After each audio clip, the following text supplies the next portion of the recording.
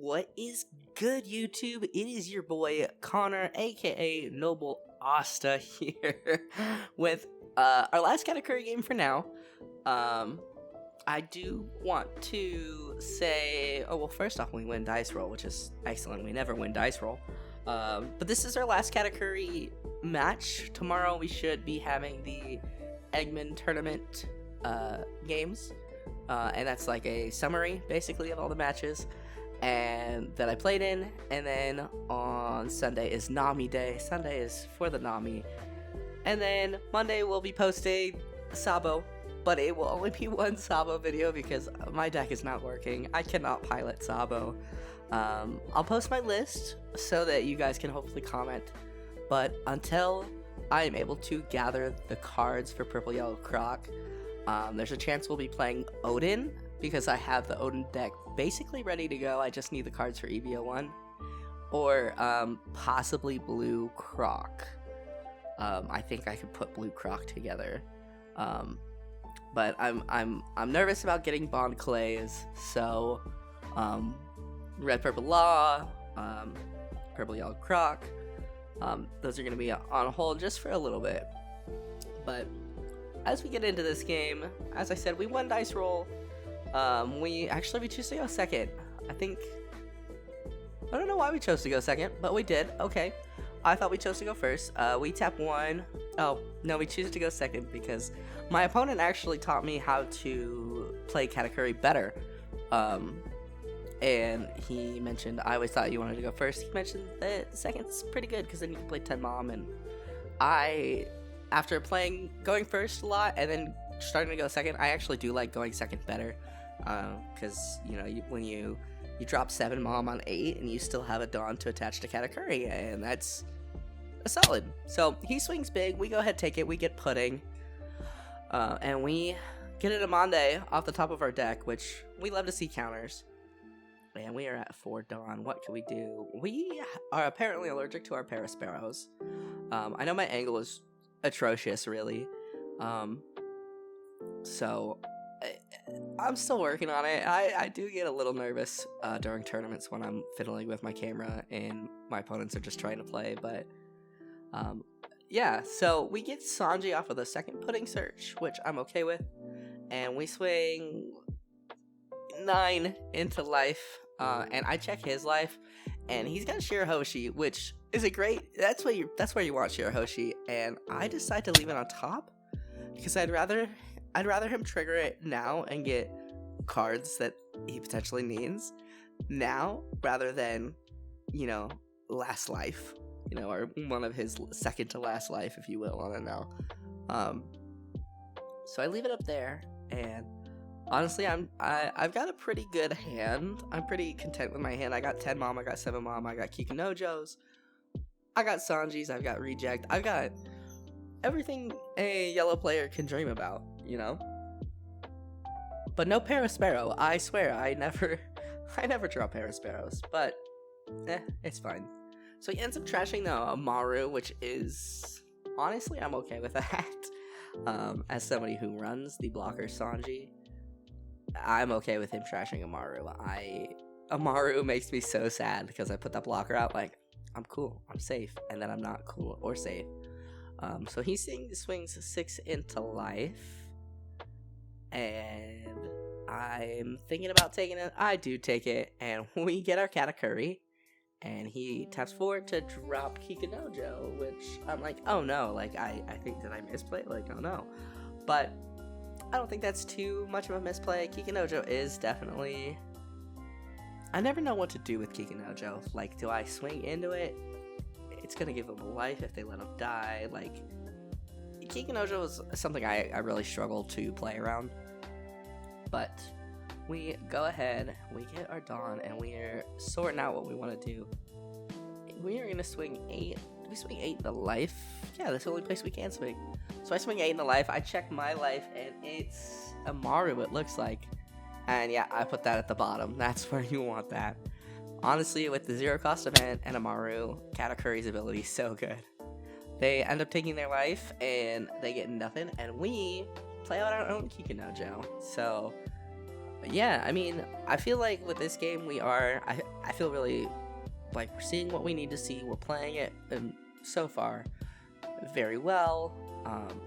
And I don't feel like it's completely one-sided match. I feel like my opponent is applying enough pressure. I'm, applying pressure back. And yeah, so he swings 6-7. Oh, 6.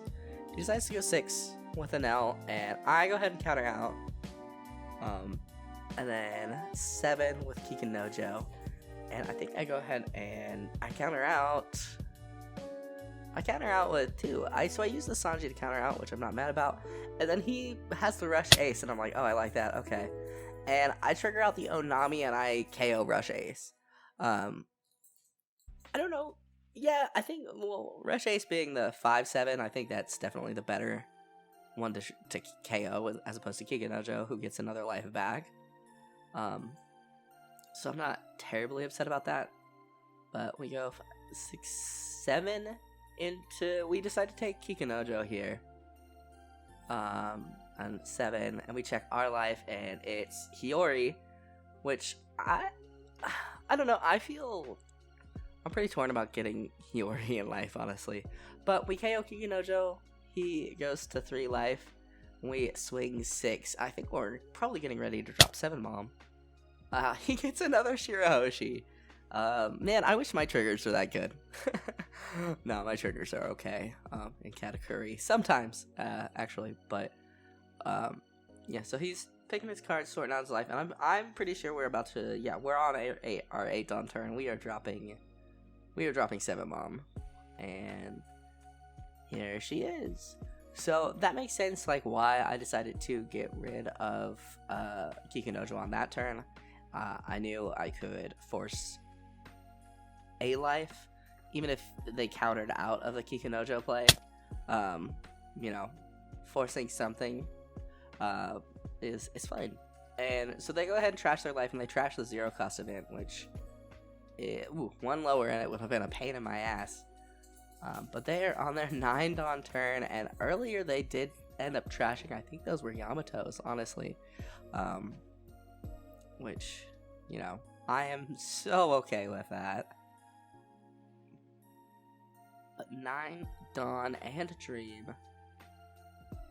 And, I do have a Paraspero in my hand. I don't have a lot of counter in my hand. But next turn, 10 Mom's coming. I've got several big swings coming in, and yeah, I mean he's got no board presence. He's got 2 0 power attackers, and a Enel, which it's great for me. Especially because he did have a bit of a board presence earlier. But yeah, I think that's the thing I also struggle with in this game, is knowing, and I feel like I have improved, but knowing when to swing at board and when not to swing at board. So he swings 5, and I think at life, and I go ahead and counter out. He taps a 9, and he drops Yamato. He blows up Pudding and gains a life. So wow, he must have had all of his Yamatos in hand, because I think he trashed 2.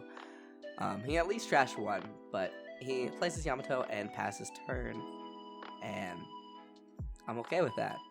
It's 10 Dawn. You know who's rolling out. I think I go ahead and play 10 Mom. I don't know why I wouldn't. I go ahead. I swing 8 with Lin just to see what they want to do.